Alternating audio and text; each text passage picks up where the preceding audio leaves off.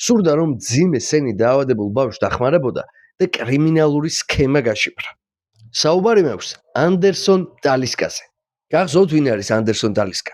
ბრაზილიელმა ნახევარმცველმა პირველად ბენფიკაში გაიბრძინა.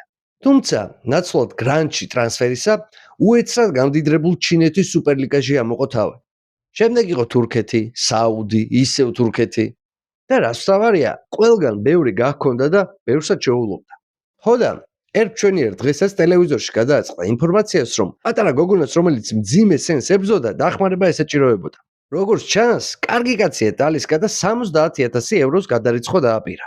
თუმცა, როდესაც თავის ფინანსისტებს მიმართა ამ დავალებით, აღმოჩნდა, რომ განცხადებაში მითითებული ანგარიშის ნომერი დაავადებული გოგონას ოჯახის წევრებს არ ეკუთვნოდათ. და აღმოჩნდა, რომ მოქმედებდა მასშტაბური თაღლითური ქსელი. ბრაზილიური მედიის ინფორმაციით გაირკვა, რომ დაახლოებით $500,000 ოდენობის შემოწირულობა ადრესატამდე საერთოდ არ მივიდა. და რომ არა ტალისკა, ვინ იცის კიდევ რამდენ ადამიანს გააუბედურებდნენ.